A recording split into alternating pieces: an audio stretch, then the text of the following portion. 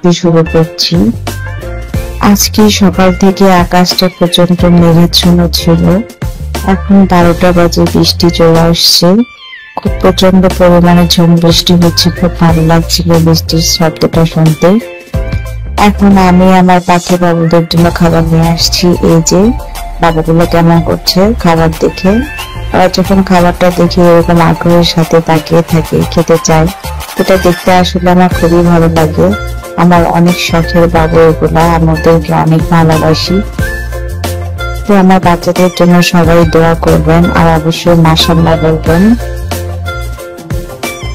তো সবসময় একই সময় ওদেরকে খাবার দিই না, টাইমটা চেঞ্জ করে করে খাবার দিতে হয়, কারণ সবসময় একই সময় খাবার দিলে ওরা খেতে চায় না। এই জন্য আজকে সকালে খাবারটা দিইনি, এখন দুপুর 12টা বাজে, এখন খাবারটা দিলাম। আমার রোজ বাবু হচ্ছে প্রচন্ড দুষ্ট। ও একবার এটা খাবে, একবার ওটা খাবে, শুধু লাফালাফি করবে, এখানে সেখানে যাবে, একটু মুখে নিবে আবার চলে যাবে। এখন আমি এই যে লুতুপুতুর জন্য নিয়ে আসছি। তারা তো দুজনে খুব সুন্দর গল্প করছিল, ঠিক আছে করুক, এখন মামনি চলে যাক পাকের ঘরে। আজকে বৃষ্টিতে আসলে মাংস খেতে ইচ্ছে করছিল আর রান্না করতে ইচ্ছে করছিল না। বৃষ্টির দিনে রান্না করতে ইচ্ছে করে না, আর অবশ্য মাংস খেতে খুব ইচ্ছে করে বৃষ্টির সময়। আর রান্না করতে ইচ্ছে না করলে মাংসটাই মনে হচ্ছে একদম শর্টকাট রান্না, এর জন্য মাংসটাই করছি। আমি পরিমাণ মতো পেঁয়াজ দিয়ে দিচ্ছি। পেঁয়াজগুলো আমি কুচি করে কেটে রেখেছিলাম।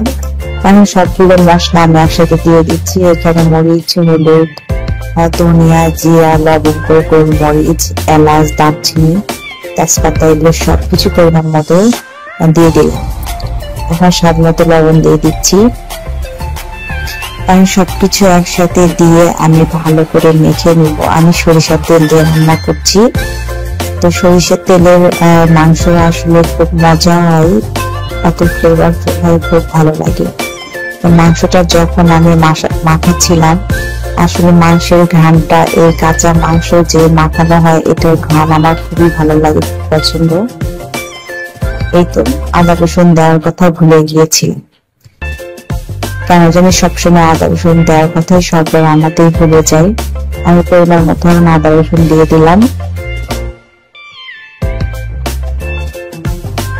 কাঁচা মাংসের এই ঘ্রাণটা আমার খুবই ভালো লাগে রান্না করা মাংসের থেকে। এখন এটাতে আমি একটু সাদা তেলও দিয়ে দিচ্ছি। সরিষার তেল এত বেশি ছিল না, তাই দুটো মিক্স করে দিয়ে দিলাম। তবে সবসময় আমি সরিষার তেল দিয়ে রান্না করা পছন্দ করি, খুব ভালো লাগে সরিষার তেলের মাংস রান্না। পরিমাণ মতো এটাতে আমি পানি দিয়ে দিচ্ছি।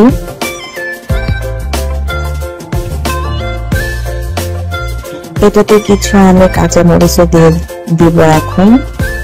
তো মাংসতে কাঁচা মরিচ দিলে আসলে মাংসের ঘ্রাণটাও সুন্দর হয়, মাংসের টেস্টটা খুব ভালো আসে।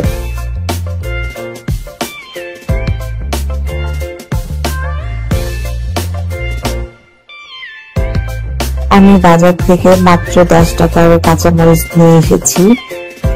আমার কাছে খুচরা টাকাও ছিল না, এর জন্য 10 টাকার নিয়ে এসেছি।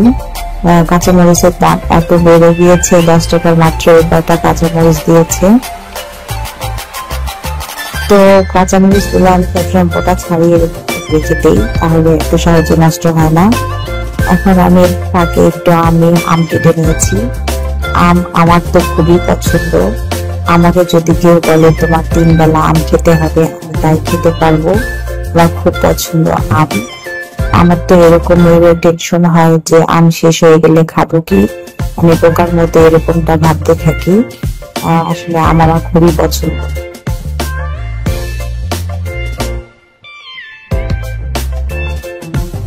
এই তো মাংসটা এখন আমি কষিয়ে নিচ্ছি।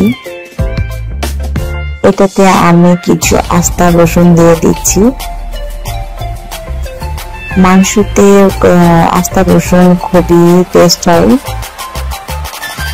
মাংসটা অনেক ভালো লাগে খেতে, আর রসুনটা খেতেও ভালো লাগে। আমি তো শুধু রসুন দিয়ে ভাত খেতে ভালো লাগে, মনে হয় যে মাংস রেখে আমি রসুন দিয়ে খেয়ে ফেলবো ভাতটা, এরকম লাগে, খুবই মজা হয়। এখন আমি এটাতে গরম পানি দিচ্ছি। কষানো শেষ হয়ে গেলে মাংসতে সবসময় মাংস না যেগুলো রান্নাতে গরম পানি দিলে মাংসের স্বাদ না তবে স্বাদ ঠিক থাকে। এখন বিকেল হয়েছে, আমি একটু নুডলস রান্না করব।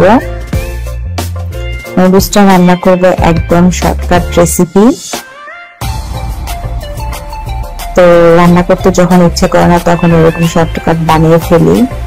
আর বন্ধুরা অবশ্যই ভিডিওতে একটা লাইক দিও আর শেয়ার করে সবাইকে দেখার সুযোগ করে দিও। চ্যানেলটি আমার সাবস্ক্রাইব করে দিও আর বেল বাটনটি অন করে দিও, যাতে আমার ভিডিও ছাড়ার সঙ্গে সঙ্গে তোমার কাছে নোটিফিকেশন চলে যায় এবং তোমার সুযোগ মতো তুমি দেখতে পারো। আমি মিস্টার নুডলস নিয়েছি। মিস্টার নুডলসটা আমার খুব ভালো লাগে। আজকে রান্না করতে ইচ্ছে করছিল না, বিধায় আজকে এভাবে রান্না করলাম। আর রান্না করতে ইচ্ছে করছিল না কিন্তু খেতে ইচ্ছে করছিল, তাই শর্টকাট রেসিপি দিয়ে দিলাম।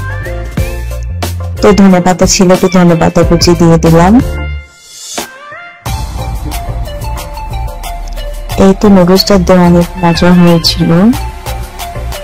আজকের ব্লগটি আমার কেমন লেগেছে অবশ্যই তোমরা জানিও আর আমার পাশে থেকো। আসসালামু আলাইকুম।